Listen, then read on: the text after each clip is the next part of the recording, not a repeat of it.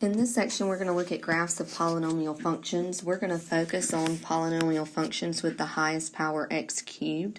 So what we need to be sure and know is that if we were to look at the graph f of x equals x cubed, this graph, if we were to graph it out by finding points, would look like this, where our graph goes down on the left and up on the right.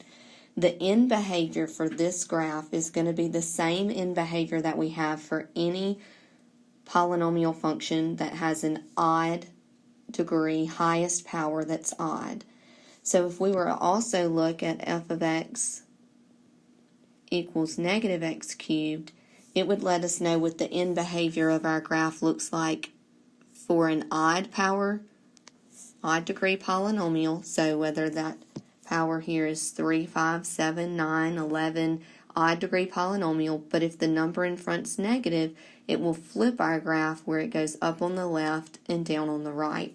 So this allows us to see the end behavior of an odd degree polynomial. So what we want to look at next is a graph, or how we would graph a polynomial function that's already factored for us. In a previous section, we learned how to factor out a polynomial function and how to find the zeros. So in this problem, the way we want to start is we want to consider what are our zeros of the graph. The zeros of this graph are going to be taken from the factored form. We learned in the last section that this first factored form would give us a 0 of 1. One way we could find that is by saying that if it's a 0, it's an x-intercept, so each factor would be set equal to 0 to solve. So x plus 2 would give us a 0, we get x equals negative 2. And then x minus 3 would give us a 0, we would get x is equal to 3. So our three zeros are 1, negative 2, and 3. These will be the points that we plot first. Now what we expect for our end behavior is going to be based on what the highest power is for the polynomial. If we were to multiply this polynomial function out, the highest power would give us this x, would eventually FOIL out here and give us an x squared. The x squared that we get from here would multiply times this binomial and give us x cubed. When the x squared multiplies times this x, we would end up with x cubed. So we know that we have the number in front here is an understood positive 1, so we know that we're looking at an end behavior that is similar to positive x cubed, and we just said that that graph looks something like this, down on the left, up on the right. So on the next page we're going to look at plotting these intercepts, which we're calling our zeros, 1, negative 2, and 3. So our zeros all right here were 1, negative 2, and 3. So where x is 1 we have a 0, where x is negative 2 we have a 0, and where x is 3 we have a 0. Next what we want to do is we want to find values in between these points. Now based on our end behavior that we talked about here, we know our graph is supposed to go down on the left and up on the right. So what we'll do is from the left-hand 0, we'll go down on the left and we'll go up on the right. Now, we want to find points in between these zeros, so if you'll look and see, our intercepts were at negative 2, positive 1. In between negative 2 and positive 1 are the x values of 0 and negative 1. There are also other fraction values that we could choose, but if we don't have to choose a fraction, then I'm going to choose not to.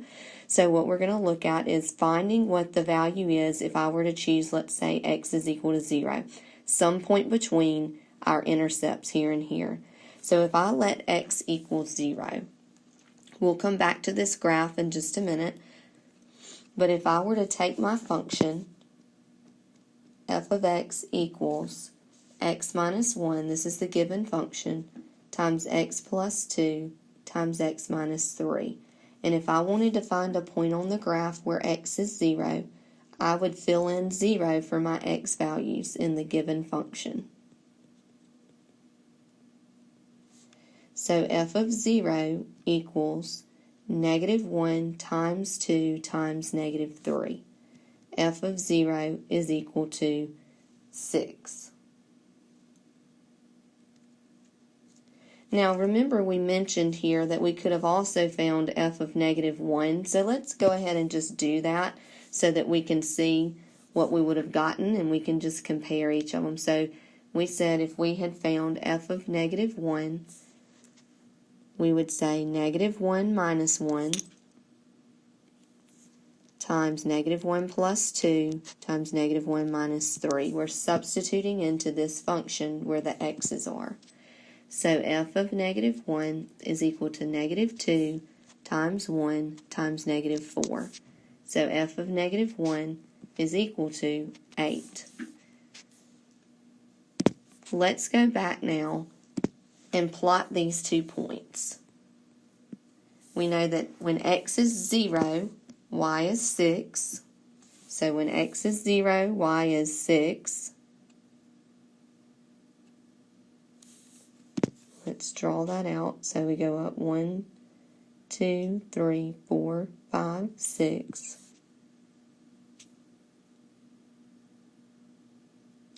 And we plot a point.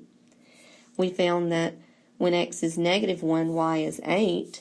So when x is negative 1, we go up 8. So I'll plot there. Now we need to find a point in between these intercepts, when x is 1 and when x is 3. So the best choice here, if we didn't want to choose a fraction, would be when x is 2. So we'll go back into our function. We will choose where x is 2.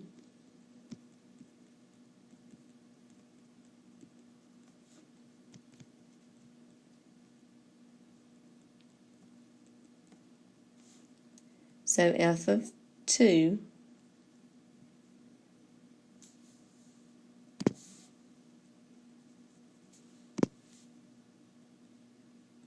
is equal to negative 4. So going back to our graph, when x is 2, y is negative 4. So we'll plot a point right here.